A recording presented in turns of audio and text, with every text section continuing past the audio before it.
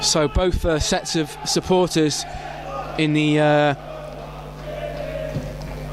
stand to our left now, making some good noise, so a good bit of atmosphere here at Wadden Road.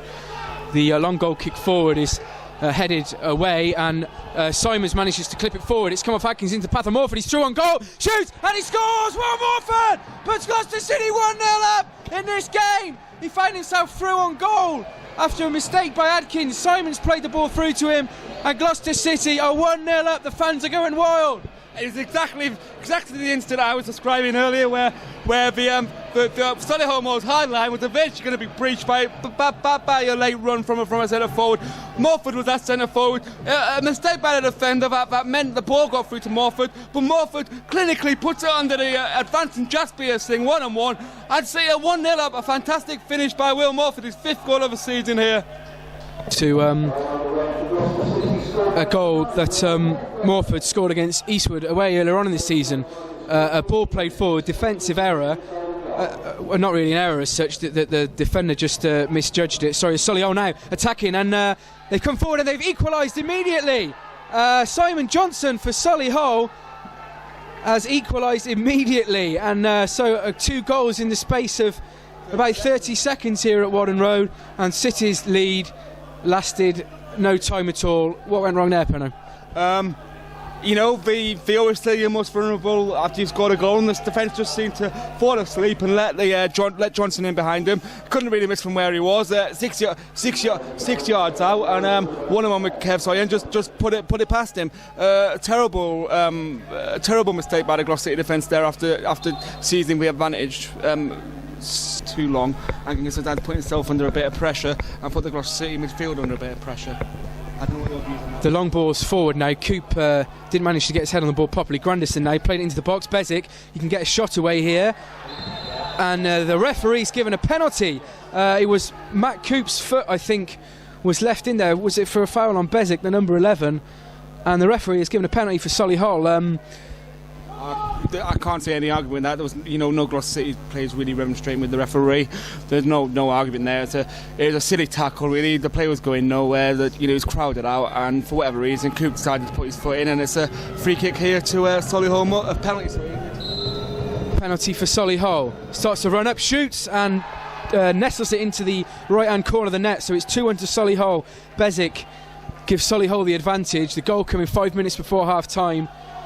Just like awarded them a penalty, so Gloucester City only have themselves to blame, really, and we're 2-1 down, and we need to really sort it out. So we're approaching the half-time mark. It's 2-1 to Solihull. The goalkeeper's ball comes forward. It's with Johnson on the edge of the box now. Cunnington now picks up control. He's got 4 players around him, but Cunnington somehow manages to find himself space in the box. He shoots and he scores, and he puts Solihull 3-1 up in this game, and Gloucester City are in real trouble. Cunnington was allowed to waltz through the defence there. There are about 4 players around him, and he managed to get the ball into the box and fire it past Kevin Sawyer. A great finish, but terrible play from City. Do you think there's anything else we can do, or any players on the bench who can help us change that? Well, I agree with you. We just played it long again. The ball played over the top to Mike Simons, and he's through on goal. And Mike Simons has been tripped by the Solihull keeper Singh. Singh had to come out the box, and Singh's only received a yellow card. Now I can only presume that's because Singh had to come so far out of his box, and it was towards the right-hand side of the area, that the referee and the linesman have judged that it wasn't a goal-scoring opportunity, and that possibly there were defenders coming back to cover. That's the only thing I can think. But definitely, if Mike Simons had got past Singh there was a shooting opportunity, or it would have been a tight angle, but it would have been an open goal, Darren. I think that's a shocking decision by the referee, because the goalkeeper has purposely took him out there. The goalkeeper knew exactly what he was doing. He knew he had to foul him. For me, that's a blatant red card. I can't believe the referee's given him a yellow. I think that's a shocking decision. Well, City have only got a free kick out of this. It's just on the corner of the 18-yard box on the right-hand side. Ball's played in, and it was Hamlin who stooped low, but it came off a Solihull player. It was right on the goal line. It looked as though Hamlin was going to get something out of it there, but it's gone out for another corner. Mackie comes across. You listen to Tigers Radio. Gloucester City find themselves 3-1 down despite taking the lead early on in the first half.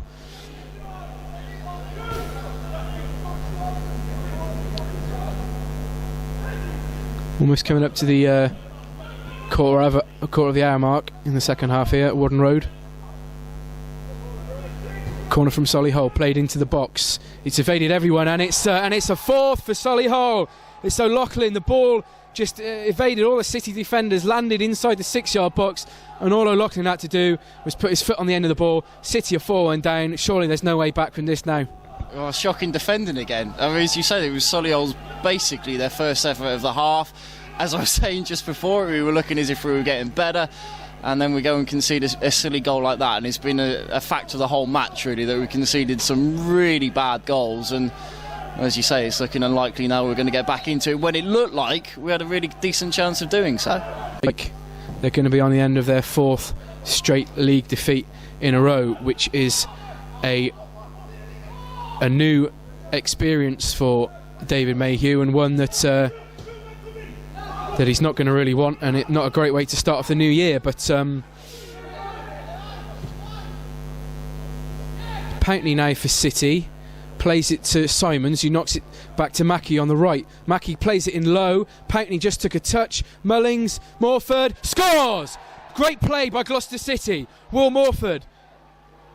Will it be just a consolation, or can City do the unthinkable and get something out of this game? The score's now 4-2. Morford with his second of the game, but good link-up play there by all the Gloucester City forwards. Well worked goal, good, really good goal. It'd be good to see some more of that from Gloucester City from time to time, but we've deserved that. We've been far and away the better side, and we deserve to be at least 1-1 in this half. And I mean, you never know, funny things happen in football. Perhaps we can seek another goal, and if we can get another goal, that really will make things interesting, because Solihull just haven't been the same side this second half that they were in the first.